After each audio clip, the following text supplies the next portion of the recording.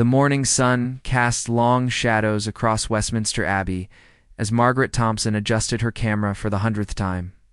She had been waiting outside since 4 a.m, clutching her press badge and a thermos of coffee that had long gone cold. As the royal correspondent for the London Herald, she had covered dozens of royal events, but today felt different.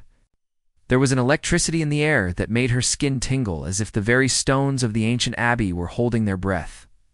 The crowds had started gathering before dawn, despite the weather forecast predicting heavy rain. Tourists from around the world stood shoulder to shoulder with longtime Londoners who remembered when Queen Elizabeth herself had walked these same steps decades ago. Children sat on their fathers' shoulders, waving small Union Jack flags, while elderly women shared stories of past royal occasions they had witnessed. Margaret noticed how the pigeons that usually flocked around Westminster seemed unusually quiet today. They perched on the Gothic spires and flying buttresses of the abbey, almost as if they too were waiting for something extraordinary to happen. The usual traffic noise from Parliament Square had been replaced by a gentle murmur of anticipation. From the thousands of people lining the streets, Detective Inspector James Crawford was checking security barriers for the 5th time when he felt the first drop of rain on his forehead. He looked up at the sky, noting the thick gray clouds that had been building all morning. Weather reports had been calling for torrential downpours, but something about the way the clouds moved seemed unusual.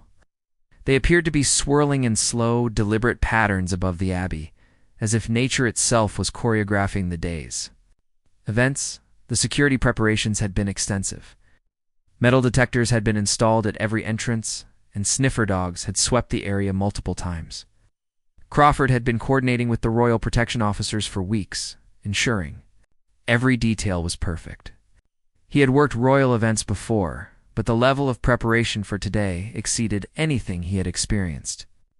Even the most senior officers seemed more focused or reverent than usual. Inside the abbey, Reverend Dr. Michael Hartwell was making his final preparations. As the Dean of Westminster, he had officiated at numerous royal ceremonies, but today's service held special significance. The ancient walls of the abbey had witnessed over 1,000 years of royal history. From coronations to state funerals, today would add another chapter to that remarkable story. The abbey's interior was bathed in filtered light streaming through the magnificent stained glass windows. Each window seemed to tell its own story of British history, from medieval kings to modern monarchs. The morning light created patterns on the stone floor that appeared almost mystical, as if the building itself was preparing to welcome royalty once again. Hartwell had spent hours the night before, reviewing every detail of the ceremony. The order of service had been carefully planned, with each hymn and reading chosen for its historical significance.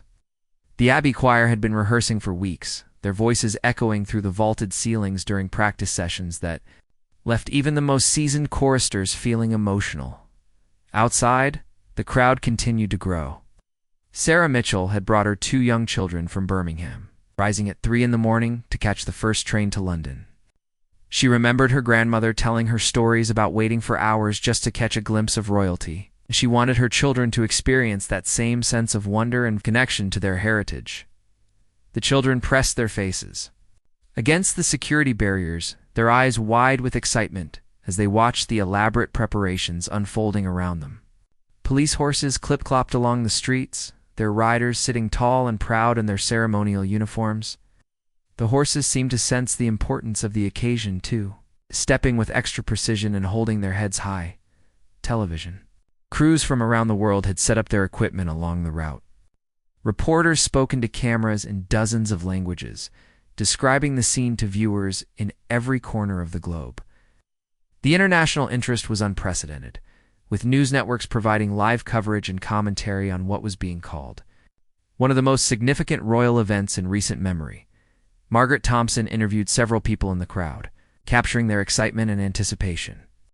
An elderly man named Arthur Wells told her he had been following the royal family for 70 years, attending every public event he could manage. He spoke with tears in his eyes about the continuity and stability the monarchy represented, especially during uncertain times. A young mother from Scotland shared, how she had saved for months to bring her family to London for this day. She wanted her children to witness history in the making, to be part of something larger than themselves. Her voice carried the same reverence that seemed to touch everyone gathered around Westminster that morning. The weather continued to hold. Despite the ominous clouds overhead, meteorologists on television were expressing confusion about the atmospheric conditions, noting that the expected rainfall seemed to be mysteriously delayed. The clouds remained heavy and dark, but not a single drop had fallen since that first light sprinkle Detective Inspector Crawford had felt hours earlier. As the morning progressed, more dignitaries began arriving. Government ministers, foreign ministers, ambassadors, and representatives from Commonwealth nations took their places inside the Abbey. Each arrival was announced with precision. Adding to the growing sense of ceremony and importance surrounding the day's events, the Abbey bells began their practice chimes, their deep, resonant tones carrying across central London. The sound seemed to reverberate not just through the air, but through the hearts of everyone present. Children stopped their chatter to listen. Adults paused their conversations. Even the busy preparations seemed to slow down as the ancient bells marked the approaching moment. Margaret Thompson noticed how the light continued to change throughout the morning, creating an almost ethereal atmosphere around Westminster Abbey.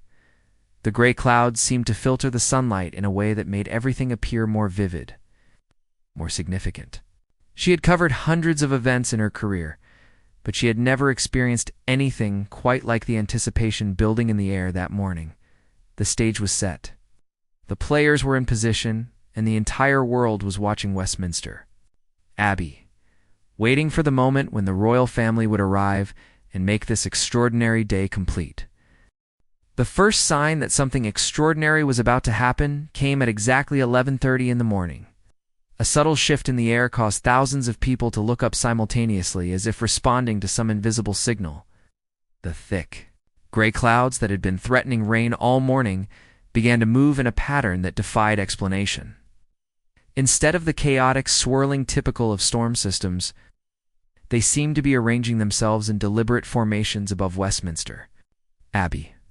Margaret Thompson lowered her camera and stared up at the sky in amazement. In her 20 years as a royal correspondent, she had never witnessed anything like what was unfolding above them. The clouds appeared to be creating a natural cathedral dome over the Abbey, with gaps forming that allowed shafts of golden sunlight to pierce through at precise angles. The light fell across the ancient stonework like spotlights on a stage, illuminating the Gothic architecture in ways that seemed almost supernatural. Detective Inspector Crawford received word through his earpiece that the royal convoy had left Buckingham Palace.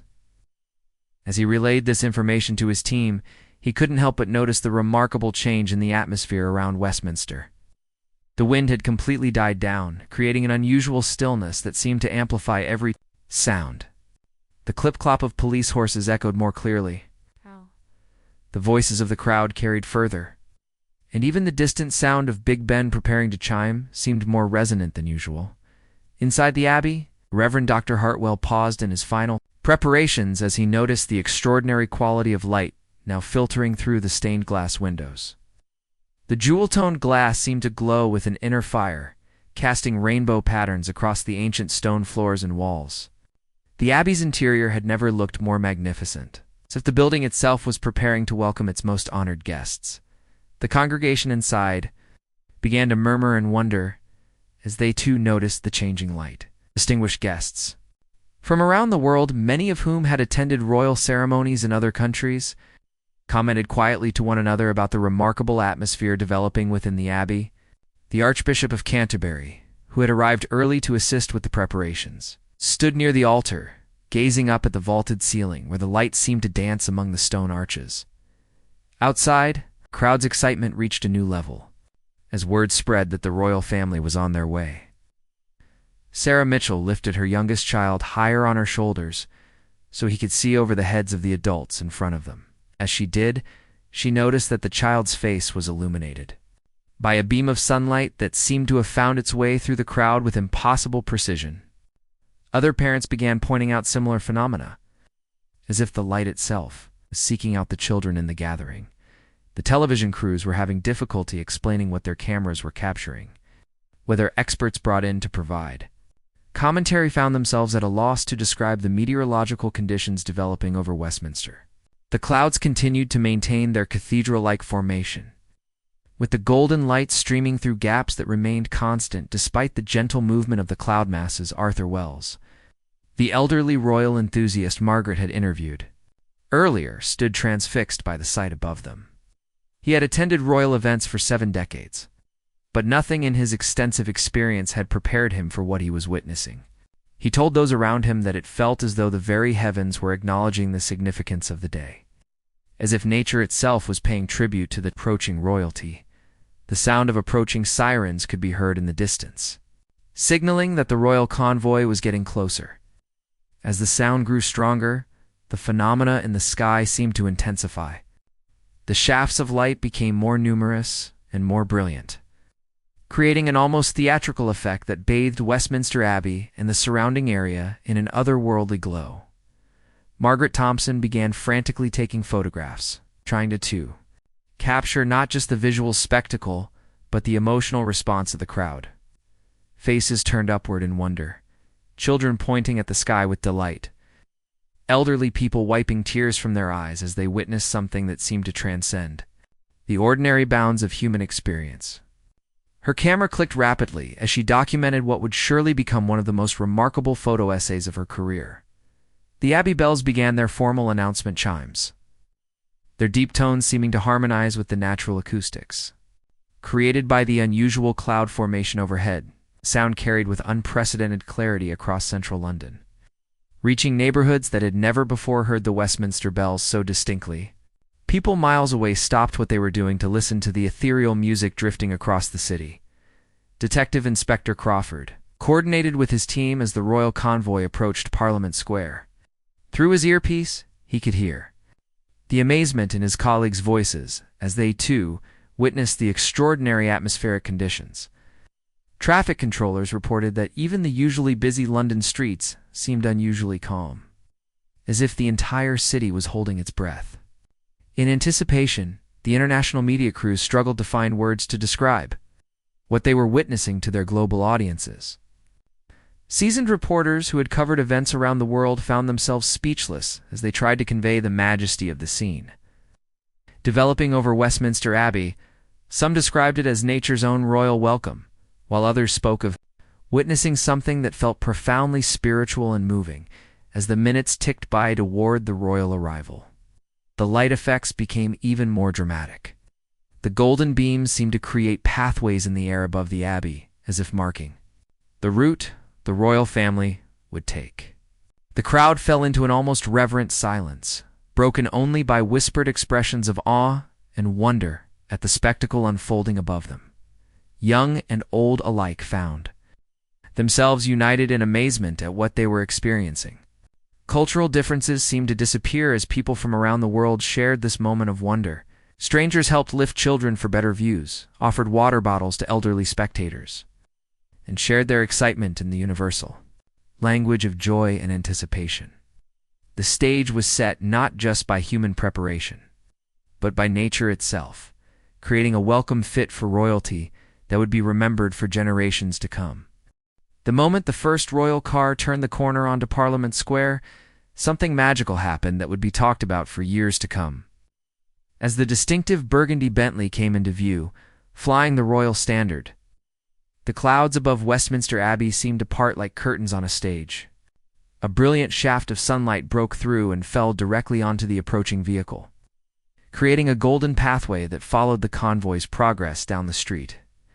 Margaret Thompson's camera captured the extraordinary sight as the royal car moved through what appeared to be a tunnel of light. The beam remained focused on the vehicle with impossible precision, as if controlled by some unseen hand. Around her, the crowd erupted in gasps of amazement and spontaneous applause. People who had been waiting for hours suddenly found their patience rewarded not just with the sight of royalty, but with a display that seemed to blur the line between reality and fairy tale. Detective Inspector Crawford watched through his binoculars. As the convoy approached, noting with professional interest how the unusual lighting conditions were affecting his security arrangements. The golden light actually improved visibility around the royal vehicles, making his job easier while creating what could only be described as nature's own security spotlight. He spoke into his radio, coordinating the final stages of the arrival, while marveling at the atmospheric conditions that seemed perfectly timed to the royal schedule. Inside the lead car, the royal family themselves were witnessing the extraordinary welcome being provided by the elements. Through the bulletproof glass, they could see the thousands of people lining the streets. But more remarkably, they could see the incredible light show happening above Westminster Abbey.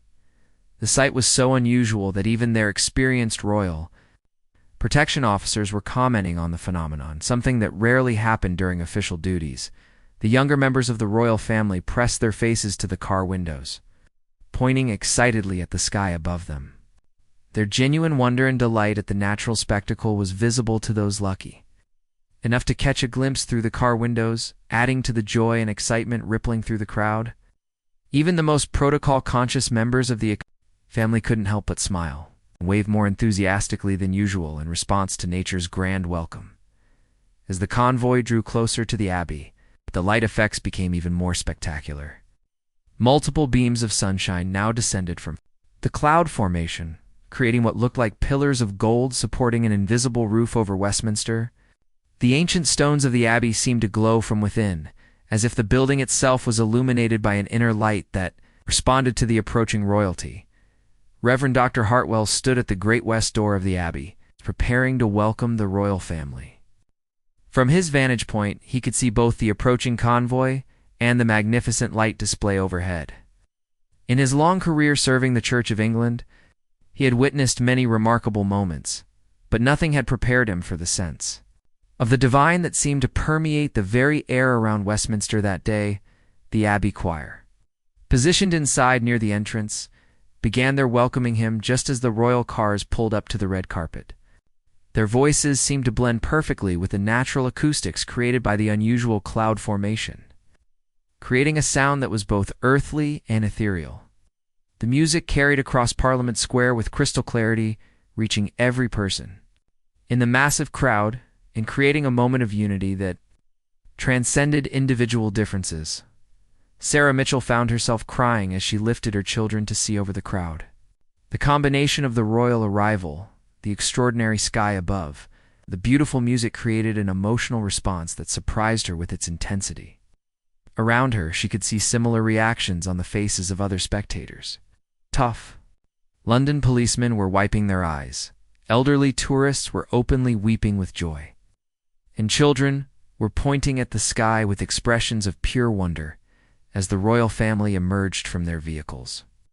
The lights seemed to intensify further. Each member of the family was bathed in golden sunshine as they stepped onto the red carpet, creating photographs that would grace the front pages of newspapers around the world. The precision with which the light fell seemed almost choreographed, ensuring that every important moment was perfectly illuminated for both the photographers and the thousands of spectators. Margaret Thompson worked frantically to capture every angle of the extraordinary arrival. Her camera clicked continuously, as she documented not just the royal family's entrance, but the crowd's reaction to the incredible natural light show overhead. She knew she was witnessing something that would become part of royal history. A moment when nature itself seemed to acknowledge the significance of the occasion. The international television crews provided live commentary to audiences around the globe, struggling to convey the majesty of what they were witnessing. Meteorologists brought in to explain unusual weather conditions found themselves admitting that the cloud formations and lighting effects defied unconditional atmospheric science. Some described it as a once-in-a-lifetime meteorological event, while others suggested it was simply inexplicable. As the royal family walked along the red carpet toward the Abbey entrance, the bells of Westminster began their formal welcome peal. The sound resonated through the unusual cloud formation above, creating harmonics and echoes that transformed the traditional bell music into something that sounded almost orchestral. The combination of bells, choir, and natural acoustics created a symphony that seemed to fill not just Westminster, but the entire heart of London. Arthur Wells, the elderly royal enthusiast, stood with tears streaming down his face as he watched the scene unfold. In 70 years of following the royal family, he had never witnessed anything approaching the majesty of this moment. He turned to strangers around him, sharing his amazement and wonder, finding that his emotions were reflected in every face he saw in the crowd. The precision timing of the natural light show continued as each member of the royal family paused at the abbey entrance to acknowledge the crowd. At each pause, a fresh beam of sunlight would illuminate them perfectly, as if the sky itself was ensuring that every person in the massive gathering would have a clear view of their monarchs. The crowd responded with waves of cheering and applause that seemed to roll across Parliament Square like thunder as the royal family finally disappeared into the abbey. The light show reached its crescendo with beams of sunshine creating what appeared to be a golden crown suspended in the air above Westminster Abbey, visible to everyone gathered in central London and broadcast live to millions watching around the world. Inside Westminster Abbey, the atmosphere was nothing short of miraculous. As the royal family processed down the ancient nave, the stained glass windows seemed to come alive with an inner light that had never been witnessed before in the Abbey's 1,000-year history. The jewel-toned glass panels depicting saints, monarchs, and biblical scenes glowed with such intensity that they appeared to be lit from within by some divine source, rather than by the unusual sunlight streaming through them. Reverend Dr. Hartwell led the royal procession with a sense of awe that he had never experienced in his decades of service. The very stones beneath his feet seemed to pulse with history and significance as generations of monarchs seemed to walk alongside the current royal family. The abbey had witnessed coronations, weddings, and state funerals, but today felt different, as if the building itself was celebrating the continuation of a tradition that stretched back through centuries of British history. The distinguished congregation inside the abbey sat in stunned silence as they witnessed the extraordinary light effects playing across the vaulted ceiling. Ambassadors, government ministers, and dignitaries from around the Commonwealth found themselves forgetting protocol as they craned their necks upward to watch beams of colored light dance among the ancient stone arches. The normal whispered conversations that typically accompanied such formal gatherings were replaced by awed silence, broken only by occasional gasps of wonder. Outside, a crowd that had gathered to catch a glimpse of the royal family found themselves part of an even more extraordinary spectacle. The light show that had begun with the royal arrival continued to intensify, creating patterns in the sky that seemed almost too perfect to be natural. Margaret Thompson moved through the crowd, capturing both the continuing atmospheric phenomena and the reactions of people who had never expected to witness anything approaching the magical quality of what was unfolding above Westminster. Detective Inspector Crawford coordinated with his security team while trying to maintain his professional composure in the face of the inexplicable events surrounding them. Through his earpiece, he could hear reports from officers positioned around central London, all describing similar unusual light conditions extending far beyond the immediate vicinity of Westminster Abbey. The phenomenon seemed to be affecting the entire heart of the capital, creating a sense of unity and celebration that transcended the normal boundaries of the royal event. The Abbey choir's voices soared through the building with a clarity and power that surprised even the most experienced singers among them. The unusual acoustics created by the atmospheric conditions outside seemed to enhance every note, creating harmonies that hadn't been heard within those ancient walls for generations. The music seemed to lift the spirits of everyone present, creating an emotional response that went far beyond what even the most beautiful traditional service could achieve. Young Prince George and Princess Charlotte, walking in the royal procession, looked around the abbey with expressions of pure wonder that reminded everyone present of the magic that children see in the world. Their genuine amazement at the light effects playing across the ceiling and walls was infectious, causing even the most dignified adults in the congregation to smile and share in their joy. The sight of royal children experiencing wonder at their own family tradition created a poignant reminder of the continuity and hope that the monarchy represented. Sarah Mitchell, still standing outside with her own children, found herself part of a crowd that had transformed from mere spectators into participants in something approaching the sacred.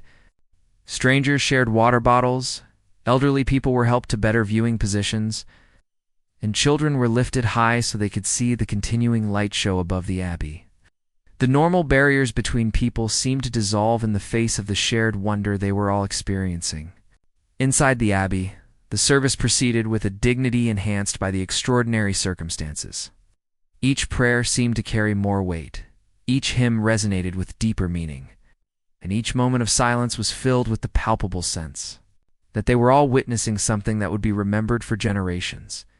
The Archbishop of Canterbury, delivering his remarks, found his words carrying with unusual power as the acoustics of the building seemed to amplify not just the sound but the meaning of everything being said. The international media struggled to convey to their global audiences the full impact of what was happening at Westminster. Television cameras captured the visual spectacle, but they couldn't transmit the emotional atmosphere that was affecting everyone present. Seasoned correspondents found themselves searching for words to describe events that seemed to transcend normal journalistic language. Many resorted to simply letting the images speak for themselves while providing minimal commentary. Arthur Wells, the elderly royal enthusiast, had managed to position himself where he could see both the crowd's reaction and glimpses of the continuing light effects above the abbey. He found himself serving as an informal historian for the people around him, sharing stories of past royal events while acknowledging that nothing in his extensive experience compared to what they were all witnessing together. His presence became a bridge between the historical significance of the monarchy and the extraordinary present moment. The light beams continued to shift and change throughout the service, creating new patterns that seemed to respond to the different phases of the ceremony taking place inside the abbey. During prayers, the light softened to a gentle golden glow. During hymns, it seemed to dance and sparkle among the clouds. During moments of silence, it created perfectly still columns of illumination that gave the impression of divine presence blessing the proceedings.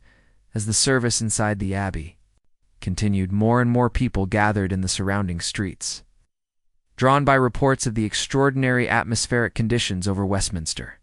Traffic ground to a halt as drivers abandoned their cars to witness the spectacle for themselves. Shop owners closed their businesses to join the growing crowd, and office workers took extended lunch breaks to be part of what was rapidly becoming recognized as a once-in-a-lifetime event. The phenomena seemed to be creating its own weather system, with the air around Westminster remaining perfectly still and comfortable despite the dramatic activity in the sky above.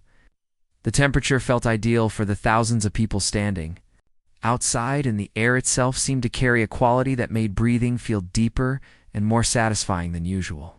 Several people in the crowd commented that they felt energized rather than tired despite standing for hours in the packed streets. Emergency services reported an unusual decrease in incidents across London during the royal event, as if the extraordinary atmosphere was having a calming effect on the entire city. Hospital emergency rooms experienced their quietest day in months. Police reports dropped to near zero, and even traffic accidents seemed to have mysteriously decreased throughout the metropolitan area. It was as if the entire city was holding its breath in reverence for what was happening at its heart.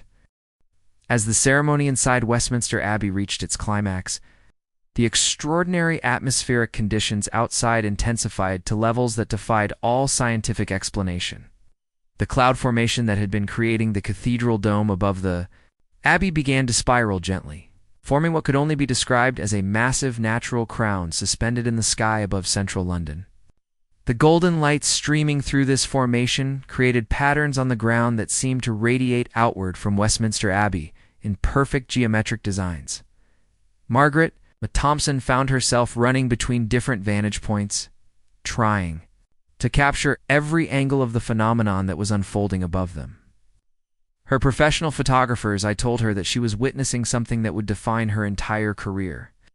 Images that would be studied and admired for decades to come. But more than that, she felt a personal connection to the moment that went beyond her journalistic responsibilities. She was part of history in the making, The weight of that realization moved her to tears even as she continued working. Inside the abbey, the royal family participated in ceremonies that had been practiced for centuries.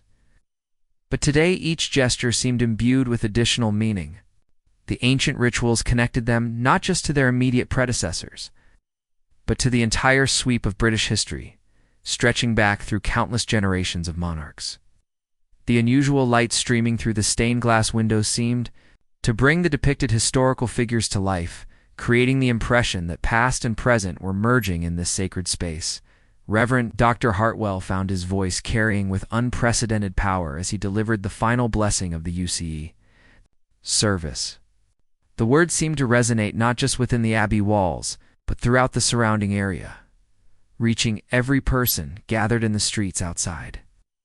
The blessing felt less like a routine religious conclusion and more like a moment of communion between the sacred and the secular, between tradition and the living present. Detective Inspector Crawford received reports from his officers positioned throughout central London that the unusual atmospheric conditions were now visible from as far away as Greenwich and Hampstead Heath. What had begun as a localized phenomenon around Westminster Abbey had expanded to encompass much of the capital, creating a shared experience that was uniting Londoners across all neighborhoods and social divisions. His radio crackled with updates from colleagues describing similar reactions of wonder and amazement from people throughout the city. The crowd outside had grown too, proportions that exceeded all security estimates, but remarkably there were no incidents of pushing, shoving, or the usual crowd control problems that typically accompanied such gatherings. People seemed naturally to create space for others, to help those who needed assistance, and to share in the wonder of the moment with a generosity of spirit that surprised even experienced crowd management professionals. Children were lifted for better views. Elderly spectators were offered seats on makeshift benches, and strangers shared food and water with the easy camaraderie of old friends. As the royal family prepared to exit the abbey, the light show above, Westminster reached what could only be called its grand finale. The gentle spiral of clouds began to rotate more quickly, creating a vortex of light that seemed to reach from the sky down to touch the very roof of the abbey. The golden beams intensified until they were visible even in the daylight, creating a column of illumination that could be seen from miles away across London. Arthur Wells, overcome with emotion, found himself speaking to the crowd around him about the historical significance of what they were all witnessing. His 70 years of following the royal family had given him a perspective that helped others understand how extraordinary this day truly was. He spoke of past royal events, of the tradition and continuity that the monarchy represented, and of how this moment seemed to crystallize everything that was best about British heritage and values. The abbey bells began their processional peal. But today the sound seemed to carry differently than ever before. The notes hung in the air longer, harmonized with echoes that seemed to come from the sky itself, and created a symphony that reached every corner of central London. People miles away from Westminster stopped their daily activities to listen to the ethereal music that seemed to be celebrating not just the conclusion of a royal service, but the affirmation of something timeless and precious in British culture. Sarah Mitchell realized that her children would remember this day for the rest of their lives, that they were experiencing something that would become part of their personal history and identity. She watched their faces bright with wonder and excitement, and understood that she had given them a gift that no amount of money could buy. They were witnesses to magic participants in a moment when the ordinary world had transformed into something extraordinary inside the abbey. As the royal family processed back down the nave toward the Great West Door, each step seemed to mark not just their exit from the building, but their participation in a moment that had elevated the entire ceremony. From a formal state occasion to something approaching the mystical, the congregation rose as one, not just out of protocol, but out of genuine reverence for what they had all shared together. The international media had abandoned their attempts at rational explanation and were simply documenting the extraordinary scenes for their global audiences. Correspondents from around the world used words like miraculous, unprecedented, and inexplicable as they tried to convey the magnitude of what was happening in the heart of London. Whether experts brought in to provide scientific commentary found themselves admitting that the atmospheric conditions defied conventional meteorological understanding. As the moment approached when the royal family would emerge from the abbey and return to their vehicles, the anticipation in the crowd reached fever pitch. People who had been standing for hours felt renewed energy, as if the extraordinary conditions around them were providing a source of strength and endurance beyond normal human limits. The air itself seemed to vibrate with expectancy as thousands of people prepared to witness the conclusion of what had already become legendary. The light above Westminster Abbey pulsed with increasing intensity, as if building toward a climactic moment that would cap off the most extraordinary royal event. In living memory, the very sky seemed to be holding its breath, preparing to deliver a finale worthy of the remarkable day that had already exceeded everyone's wildest expectations. The stage was set for a conclusion that would be remembered and talked about for generations to come, a perfect ending to a perfect day when nature itself had seemed to bow before royalty. The moment the great west doors of Westminster Abbey opened and the royal family appeared on the threshold, the sky above London erupted in the most spectacular display of natural beauty that anyone present would ever witness. The spiraling cloud formation that had been building throughout the ceremony suddenly burst into what could only be described as a crown of light. With brilliant golden rays shooting out in all directions across the capital city, the effect was so stunning that the massive crowd fell into complete silence for several heartbeats before erupting in cheers that could be heard miles away. Margaret Thompson's camera captured the exact moment when the royal family stepped into the golden light that seemed to have been waiting for them. Each member of the family was perfectly illuminated as they paused on the Abbey steps, creating photographs that would become some of the most iconic royal images ever taken. But more than just documenting the visual spectacle her camera captured, the profound emotion on the faces of the royal family themselves were clearly as moved by the extraordinary welcome they were receiving as were the thousands of people gathered to see them. The light display reached its absolute peak as the family walked slowly down the red carpet toward their waiting vehicles. With each step, new beams of sunlight broke through the cloud formation, creating what appeared to be a path of gold leading from the abbey to the street. The precision of the lighting was so perfect that it seemed choreographed by some divine director, ensuring that every person in the massive crowd had a clear, brilliant view of their monarchs. Detective Inspector Crawford found himself abandoning his usual professional detachment as he watched the conclusion of what had become the most remarkable event of his career. Through his radio, he could hear his officers throughout London reporting that the light show was visible across the entire metropolitan area, with people gathering on rooftops and parks and on bridges to witness the spectacular finale.